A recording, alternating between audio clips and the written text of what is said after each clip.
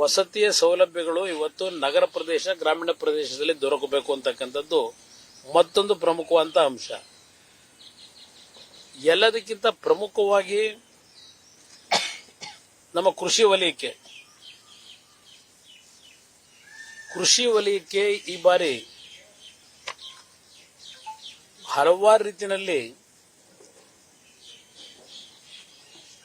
ರಿಸರ್ಚ್ಗಳನ್ನ ಇವತ್ತು ಯಾವ ರೀತಿಯಲ್ಲಿ ಇವತ್ತು ಪ್ರೋತ್ಸಾಹ ಕೊಡಬೇಕು ರಿಸರ್ಚ್ ಮಾಡಲಿಕ್ಕೆ, ಅದರ ಮುಖಾಂತರ ತೋಟಗಾರಿಕೆ ಬೆಳೆ ಇರಬಹುದು, ಕೃಷಿ ಬೆಳೆ ಇರಬಹುದು, ಎಂಎಸ್ಎಂಇಗಳದ್ದು ಒಂದು ಭಾಗ ಈಗಾಗಲೇ ಘೋಷಣೆ ಮಾಡಿರ್ತಕ್ಕಂಥದ್ದು ಮತ್ತು ದೊಡ್ಡ ಮಟ್ಟದ ರಿಸರ್ಚ್ ಸೆಂಟರ್ಗಳನ್ನು ತೆರೆಯತಕ್ಕಂಥದ್ದು, ರೈತರ ಒಂದು ಭೂಮಿಗಳ ಡಿಜಿಟಲೀಕರಣ ಮಾಡತಕ್ಕಂಥದ್ದು ಇರಬಹುದು ಮತ್ತು ರೈತನ ಒಂದು ಶಕ್ತಿಯನ್ನು ಆರ್ಥಿಕ ಶಕ್ತಿಯನ್ನ ತುಂಬತಕ್ಕಂಥ ನಿಟ್ಟಿನಲ್ಲಿ ಈ ಒಂದು ರಿಸರ್ಚ್ಗಳು ಯಾವ ರೀತಿ ಇರಬೇಕು ಅಂತಕ್ಕಂಥದ್ದು, ಅದಕ್ಕೆ ಆ ಕೃಷಿ ತಜ್ಞರುಗಳನ್ನ ಹಲವಾರು ರಿಸರ್ಚ್ಗಳಲ್ಲಿ ಕಮಿಟ್ಮೆಂಟ್ ಇರತಕ್ಕಂಥವ್ರನ್ನ ಉಪಯೋಗ ಯಾವ ರೀತಿ ಮಾಡಬೇಕು ಅಂತಕ್ಕಂಥದ್ದು ವಿಶೇಷವಾದ ಗಮನ ಕೊಟ್ಟಿದ್ದಾರೆ. ಡಿಜಿಟಲ್ ಸರ್ವೆ 400 ಡಿಸ್ಟ್ರಿಕ್ಟ್ ಆಯ್ಕೆ ಮಾಡ್ಕೊಂಡಿದ್ದಾರೆ. ಈ ವರ್ಷ ಬಹುಶಃ 2 ಕೋಟಿ ಜನತೆನ ಒಂದು ರೈತರುಗಳ ಒಂದು ಸರ್ವೆ ಕಾರ್ಯದಲ್ಲಿ ಕಂಪ್ಲೀಟ್ ಮಾಡತಕ್ಕಂಥದ್ದೆಲ್ಲ ಅದೆಲ್ಲ ಡೀಟೇಲ್ ಇದೆ, ಅದಿರಲಿ. ಹೀಗೆ ಪ್ರಧಾನಮಂತ್ರಿಗಳು ಮತ್ತು ಕುಡಿಯೋ ನೀರಿನ ವಿಷಯದಲ್ಲಿರಬಹುದು, ರೂರಲ್ ಡೆವಲಪ್ಮೆಂಟ್ಗೆ ಕೃಷಿ ಕ್ಷೇತ್ರಕ್ಕೆ 1,52,000 ಕೋಟಿ ಹಣ ಹಂಚಿಕೆ ಮಾಡಿರ್ತಕ್ಕಂಥದ್ದು ಇರಬಹುದು. ರೂರಲ್ ಡೆವಲಪ್ಮೆಂಟ್ಗೆ ವಿಶೇಷವಾಗಿ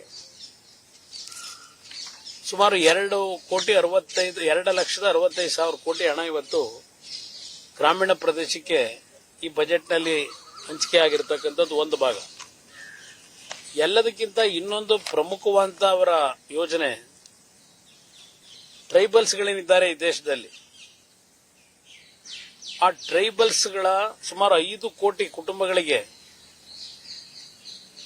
ಆರ್ಥಿಕ ಶಕ್ತಿಯನ್ನು ತುಂಬತಕ್ಕಂಥದ್ದಷ್ಟಲ್ಲ, ಅವರ ಬದುಕಿಗೆ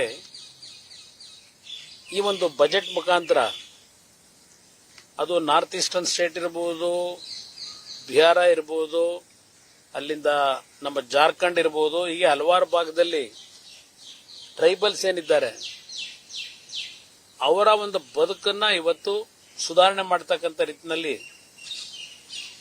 ಅದು ಒಂದು ಪ್ರಮುಖವಾದ 5ನೇ ಕಾರ್ಯಕ್ರಮ ಇಟ್ಕೊಂಡಿದ್ದಾರೆ. ಹೀಗೆ ಒಟ್ಟಾರೆ ದೇಶದ ಸಮಗ್ರ ಅಭಿವೃದ್ಧಿಗೆ ಪೂರಕವಾದ ರೀತಿಯಲ್ಲಿ ಇವತ್ತು ಯಾವೊಂದು ಗ್ಲೋಬಲ್ ಮಾರ್ಕೆಟ್ನ ಸ್ಪರ್ಧೆಯನ್ನ ನಾವೇನು ಒಡ್ಡಬೇಕಾಗಿದೆ, 2027ಕ್ಕೆ 3 ಲಕ್ಷ ಟ್ರಿಲಿಯನ್ ಟನ್ ನಾವು 3 ಟ್ರಿಲಿಯನ್ ಮುಟ್ಟಬೇಕು ಅಂತಕ್ಕಂಥದ್ದೇನಿದೆ ಜಿಡಿಪಿ ರೀಚ್ ಮಾಡತಕ್ಕಂಥದ್ರಲ್ಲಿ, ಅದನ್ನ ಮತ್ತೆ ಇನ್ನೂ ಆರ್ಥಿಕ ಶಕ್ತಿಯನ್ನು ತುಂಬತಕ್ಕಂಥದ್ದು ಹೇಗೆ ಅಂತಕ್ಕಂಥದ್ದು ಸಹ ಹಲವಾರು ರೀತಿಯ ಕಾರ್ಯಕ್ರಮಗಳಿಗೆ ಚಾಲನೆ ಕೊಟ್ಟಿದ್ದಾರೆ. 2030ಕ್ಕೆ 5 ಟ್ರಿಲಿಯನ್ ಅನ್ನ ನಾವು ಮುಟ್ಟಬೇಕು ಅಂತಕ್ಕಂಥದ್ದು.